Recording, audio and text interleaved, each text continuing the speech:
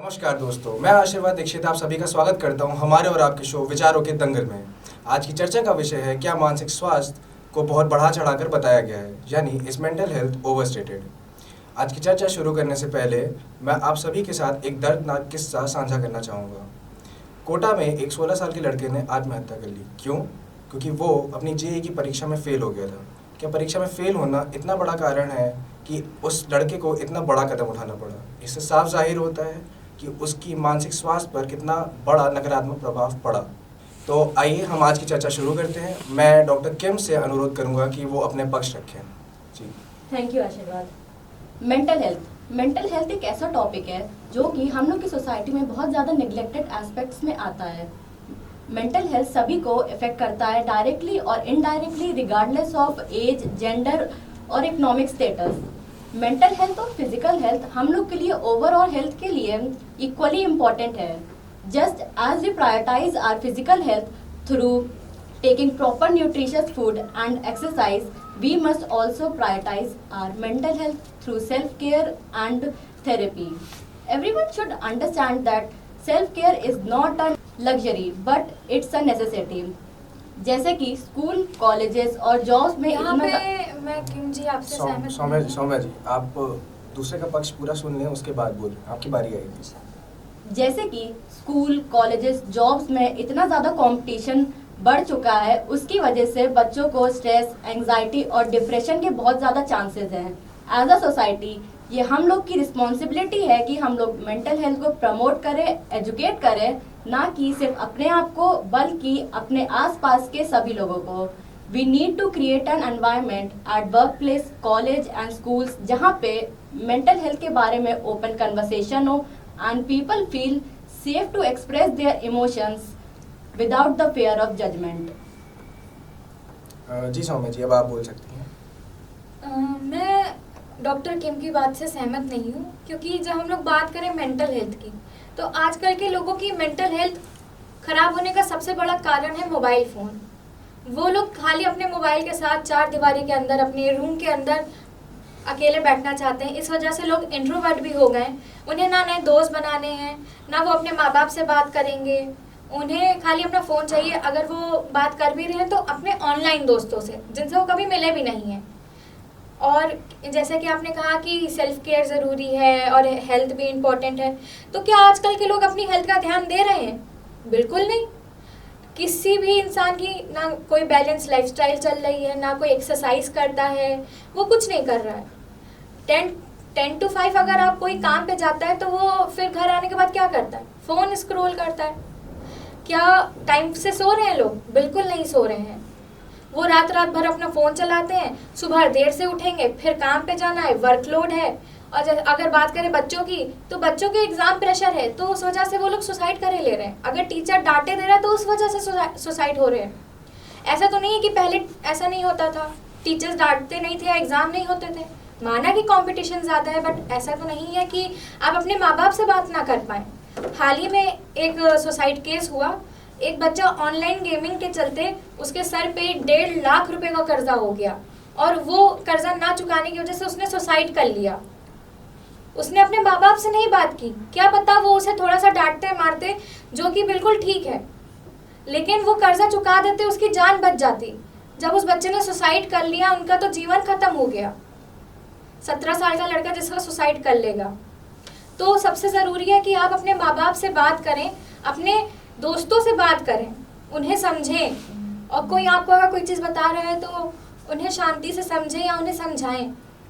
सबसे खराब चीज़ हमारे टाइम पे यही है कि ना हमारी बैलेंस जी आपकी बारी आएगी, आप तब बोलिएगा। ना हमारी बैलेंस लाइफस्टाइल नहीं है, हम लोग एक्सरसाइज नहीं करते हैं, हम लोग, और जैसे कि पुराने टाइम पे कहते थे बुद्धि कुंद हो जाती है। जब हम लोग इतना स्क्रीन टाइम अपना बढ़ा लेंगे फ़ोन देख देख के, तो हमारी बुद्धि कुंद हो गई है। और मेंटल हेल्थ तभी होता है जब हमारा माइंड वर्क करना बंद कर देता है। तो हमारा माइंड जब वर्क करना बंद कर देता है, वो कि इसीलिए क्योंकि हम लोग खाली स्क्रीन टाइम कर रहे हैं। ना योगा है, ना कोई ऐसी चीज़ जिससे हमारी बॉडी हेल्दी हो। जी सौम्या जी, आपकी बातें बहुत अच्छी थी। और अब मैं श्रेया जी से अनुरोध करूंगा कि वो अपना पक्ष रखें।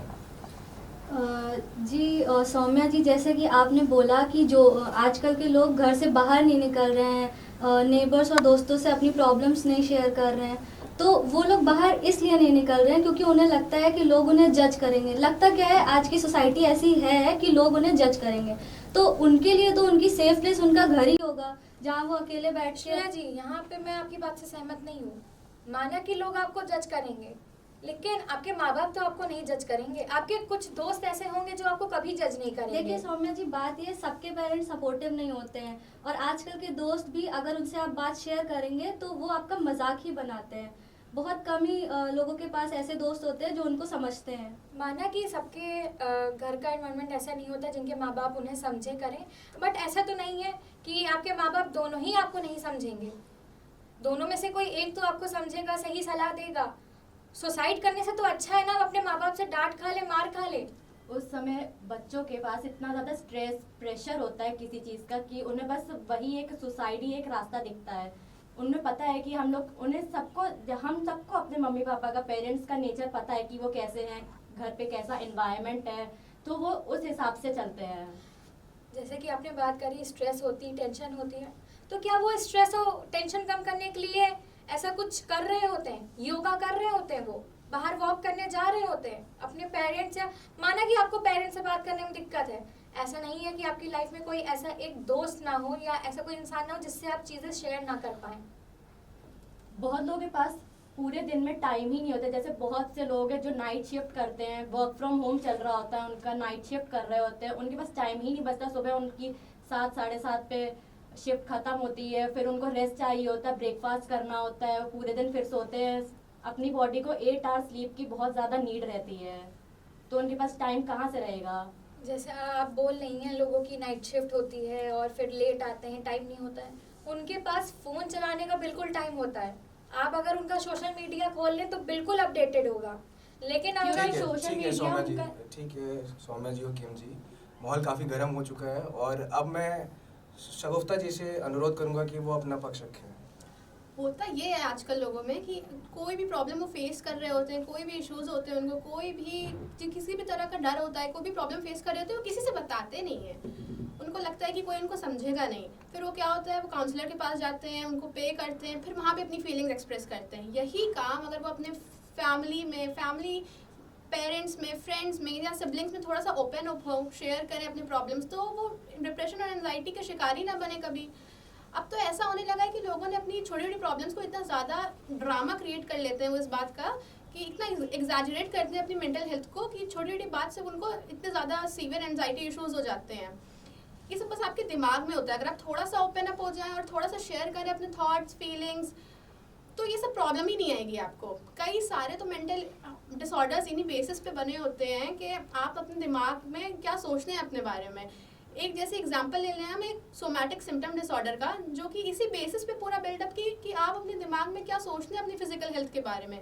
इसमें जो पेशेंट होता है वो बार बार डॉक्टर के पास जाता है, अपना मेडिकल चेकअप कराता है, क्योंकि उसे ऐसा फील होता है कि उसके बॉडी में कोई इलनेस है, बट ऐसी होती नहीं है। पर डॉक्टर भी फिर उनसे उसी तरह ट्रीट करते हैं, उन्हें ऐसी डील करते हैं वो कि उनको कोई भी ऐसी नॉर्मल दवाई मल्टीविटामिन्स की दे देते हैं, उनको कहते हैं कि इसकी इलनेस का क्योर है आपकी, और फिर पेशेंट को लगता है कि वो सच में क्योर हो रही है। तो यही बात होती है कि सब आपके दिमाग में थोड़ा सा ओपन अप हो जाए तो ये सब आपको इश्यूज, इतने सीवियर प्रॉब्लम कभी होगी ही नहीं। थैंक यू शगुफ्ता जी। अब मैं अपने एक्सपर्ट डॉक्टर रियान जी से रिक्वेस्ट करूंगा कि वो हम लोग को एनलाइटन करें। थैंक यू आशीर्वाद। काफ़ी अच्छी डिबेट रही, काफ़ी अच्छे पॉइंट्स रखे, काफ़ी गलत पॉइंट्स भी रखे। एक बात जो कहेगी फ़ोन चलाने की, इंस्टाग्राम चलाने की, तो ये बात बिल्कुल सही है कि अगर आज का यूथ इंस्टाग्राम पे कम टाइम स्पेंड करेगा, डिप्रेसिव मीम्स कम देखेगा, तो बिल्कुल उसकी मेंटल इलनेस बहुत अच्छी हो जाएगी, ठीक है। But at the same time ये बात भी कि अगर आप इस अर्ज को कंट्रोल नहीं कर पा रहे कि यहाँ मेरा फ़ोन रखा है और मैं उसको उठा के चला लूँ, तो एक मेंटल इलनेस ही है। आप पढ़ेंगे तो आपको पता चलेगा ऑब्सेसिव कंपल्सिव डिसऑर्डर की बहुत बड़ी निशानी है। और ये बात करते हैं कि मेंटल इलनेस कुछ है ही नहीं, ये तो एकदम बेबुनियाद बातें हैं, क्योंकि 2.6 लाख सुसाइड जिस कंट्री में हो रहे हो उसमें मेंटल इलनेस कुछ नहीं है, ये कैसे हो सकता है। सुसाइड कैपिटल हमें कहा जा रहा है, WHO का डेटा आ रहा है कि अराउंड 66 मिलियन लोग किसी ना किसी सीवियर या किसी भी छोटी मोटी मेंटल इलनेस से जूझ रहे हैं। तो ये बातें एकदम बेकार की हैं कि मेंटल इलनेस कुछ है नहीं। बात आशीर्वाद ये है कि एजुकेशन क्या है। मान लीजिए मेरी जनरेशन जो हो गई, आपकी जनरेशन हो गई, ठीक है, हमने ये नहीं सीखा कि जो मेंटल इलनेस है वो क्या होती है, और जो हमारी आने वाली जनरेशन है वो ये नहीं सीख रही है कि मेंटल इलनेस क्या नहीं होती है, ठीक है। आपका सीजनल सैडनेस वो डिप्रेशन नहीं है, छोटी छोटी बातों पे उदास हो जाना वो डिप्रेशन नहीं है, किसी बातों से मूव ऑन कर जाना अपने आप में बहुत बड़ी थेरेपी होती है। But at the same time ये भी बात है कि आप लोगों से बात ज़रूर करें, ठीक है। आपको कुछ हुआ है तो आप किसी ना किसी से बात ज़रूर करें, और बात करना ही थेरेपी है। आप कहीं जाए तो थेरेपी में आप बात ही करते हैं। तो यही कहूँगा कि लोग समझें कि मेंटल इलनेस होती क्या है, लोगों से बात करें, आप अपने आप ठीक होते रहेंगे। थैंक यू रियांश जी। ये थे हमारे एक्सपर्ट, और आज की चर्चा का हमारा ये निष्कर्ष निकलता है कि एक अच्छा मानसिक स्वास्थ्य कितना ज़रूरी होता है एक अच्छे और शांतिपूर्ण समाज के लिए। तो अगर आप किसी भी व्यक्ति से बात करने जा रहे हैं तो सबसे पहले ये कोशिश रखें कि आप उसका मानसिक स्वास्थ्य समझने की कोशिश करें, ताकि आप उसको, उस व्यक्ति को और अच्छे से समझ पाएंगे। इसी के साथ मैं अपने सारे दर्शकों और अपने सारे पैनलिस्ट को थैंक यू करना चाहूँगा कि उन्होंने अपना कीमती वक्त निकाल के हमें यहाँ पे दिया। मिलते हैं आपसे एक ऐसी ही नई चर्चा पे, तब तक के लिए धन्यवाद, शुभ रात्रि।